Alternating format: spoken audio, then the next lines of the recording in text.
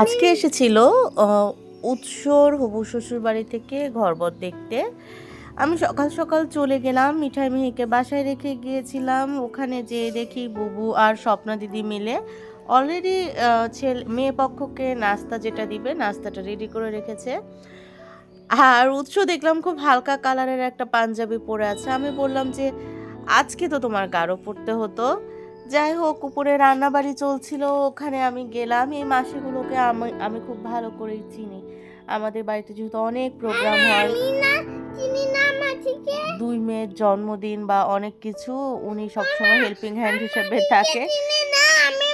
হ্যাঁ হ্যাঁ, তুমিও চেনো।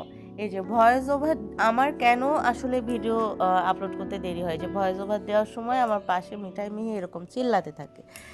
যাই হোক, এই তো মেয়ে পক্ষ চলে আসছে। সবাই খুব বেশি জন এসছিল না, 6-7 জন।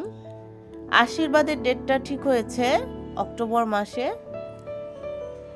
শুক্রবার হয়েছে, আমরা সবাই আসতে পারবো। যাই হোক, আমি তো তখন ঢাকাতে থাকবো। এই যে টিন বৌমনি সবাই চলে এসেছে, মানি, ওদের সাথে পুষ্পাও চলে এসেছিল। আমি যখন গিয়েছিলাম তার আগে আমি কোনোভাবেই পুষ্পার সাথে কন্ট্যাক্ট করতে পারছিলাম না, না হলে আমি মিঠাইকে নিয়ে যেতাম। আমি ফোন দিলে পুষ্পা ধরে না, পুষ্পা ফোন দিলে আমি ধরি না। যাই হোক, ওনারা এখানে নাস্তা করছিলেন, একটু চা খাচ্ছিলেন, আমরা সবাই গল্প করছিলাম। এরপর তো আমি দুপুরের খাবার সময় হয়ে গিয়েছিল, আমি তো 3 তলাতে দুপুরের খাবারের ব্যবস্থা ছিল, সো ওখানে চলে গিয়েছিলাম।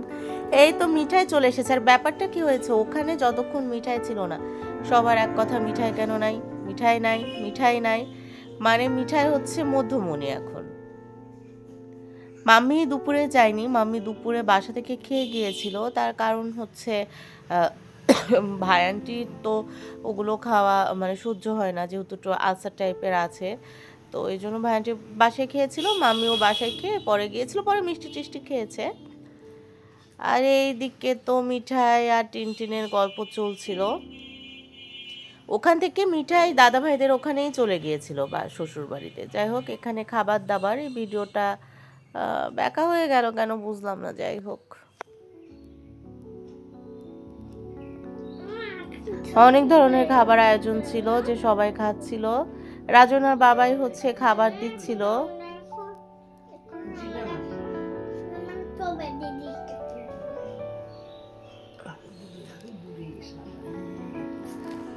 সবাই খুব সুন্দর করে খেয়েছে। আইটেম ছিল পোলাও, সাদা ভাতও ছিল, তারপর হচ্ছে পাট ভাজি ছিল, মাছের মাথা দিয়ে ডাল, মাছ, রোস্ট, খাসি, দই মিষ্টি। আচ্ছা, এখন যেটা হচ্ছে, সিন্ধু দাদাভাইকে মাঝখানে বসিয়ে ডেট ফিক্সড করা হচ্ছিল। দাদাভাই পঞ্জিকা নিয়ে বসেছে, আশীর্বাদের ডেট ফিক্সড করা হচ্ছিল। আর বিয়ের দিনটা আসলে ফিক্সড করা হবে হচ্ছে ওই দিনই, ওই দিন মানে আশীর্বাদের দিনে। আমরা তো খুব মজা করছিলাম সিন্ধু দাদাভাইকে নিয়ে, যে সিন্ধু দাদাভাই পুরুত ঠাকুর হয়েছে, পুরুত ঠাকুর হয়েছে। সবাই এখানে বসেছিল, আর মিঠাই একবার এখানে, একবার সেখানে, একবার উপরে, একবার নিচে, এভাবে চলছিল। এটা হচ্ছে মেয়ের মা, ওনার বয়স খুব কম বয়সে বিধবা হয়েছে। ওনার জন্য খুব মায়া লাগছিল, খুব ভালো ওনারা সবাই।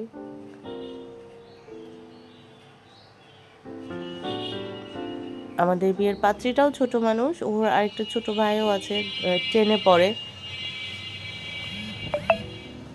এই অবস্থাতে রেখে বাবাটা মারা গিয়েছে। এই যে মাম্মি, ভাই আন্টি। এই পর্যায়ে এসে হয়েছেটা কি, আমি পুরাটা ভয়েস ওভার দিয়েছি, দেখি যে রেকর্ডই করিনি। এমনিতেই ভয়েস ওভার দিতে আমার বিরক্ত লাগে, তার উপর দেখি যে কীভাবে যখন আমি এটা সেভ করব রেকর্ডিংসটা, তখন দেখি আরে বাবা, ভয়েস ওভারই তো দিইনি। যাই হোক, এখানে বিয়ের কথা টথা চলছিল, মানে স্পেশালি ডেট ফিক্সড হচ্ছিল আশীর্বাদের দিনই বিয়ের ডেট ফিক্সড হবে। বিয়ের ডেট ফিক্সড করার জন্য আসলে তো অনেক কিছু দেখতে হয়, কারণ হচ্ছে আমিও তো তখন ঢাকাতে থাকবো, তারপর সিন্ধু দাদা ভাইরা ঢাকাতে থাকে, চৈতিরা ঢাকাতে থাকে, সবাই যেহেতু আসবে সেহেতু হচ্ছে মানে ছুটির দিন বা অনেক কিছু আসলে দেখতে হবে। শুক্রবার না হলে তিথুন দিদি ভাই আসবে কিনা জানি না। যাই হোক, যদি আসেও সেটা তো ছুটির দিন ছাড়া পারবে না। আমার আসলে তখন খুব সম্ভবত পেরি চলবে, সো আমি যে কি করব, ছুটি তো তখন আমার শুধু শুক্রবারেই থাকবে, কষ্ট হয়ে যাবে ম্যানেজ করা। এই যে এতদিন এখানে থাকলাম, নাটোরে থাকলাম, এখন কোনো বিয়ে নাই, কিছু নাই, আর যখন আমি ব্যস্ত হয়ে যাচ্ছি তখনই সব কিছু। যাই হোক, ওনারা চলে যাচ্ছিলেন, সবার কাছ থেকে বিদায় নিচ্ছিলেন, ওনাদেরকে তো খুব ভালো লেগেছে, বাকিটা ঈশ্বর জানে, ভবিষ্যৎ তো ঈশ্বর ছাড়া কেউ জানে না।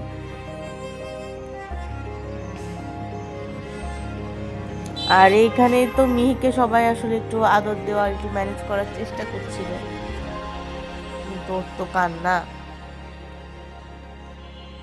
এত লোক দেখে খুব আসলে হয়তো ভরকে গেছিল নাকি। পরে আমি পুষ্পাকে বলেছি যে ভাই তুই যেমনে পারিস কিছু দেখ, ওরে ম্যানেজ কর, আমি খাবার টাওয়ারগুলো ঠিক করি। পরে পুষ্পার কথা ঠিকই ঘুমাই গেছে।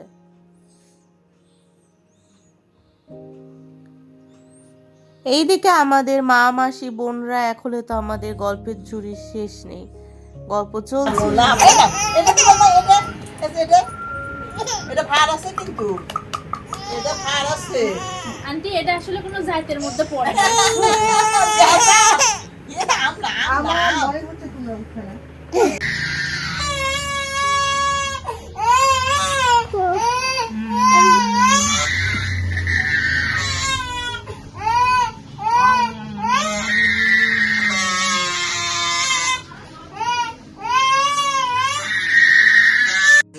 এরপর তো আমরা বাসায় চলে আসলাম। আমার তো শরীর ভীষণ খারাপ, ঠান্ডা, জ্বর, রাত্রে বিলাস্টিন খেলাম, ফেক্সো খেলাম, নাক বন্ধ, বারবার অ্যান্টাজল দিলাম, রাত্রে তো ঘুমাতেই পারিনি মাথা ব্যথার জন্য। যাই হোক, সবাই ভালো থাকবেন, আমার দুই মেয়ের জন্য অনেক দোয়া আশীর্বাদ করবেন, টাটা।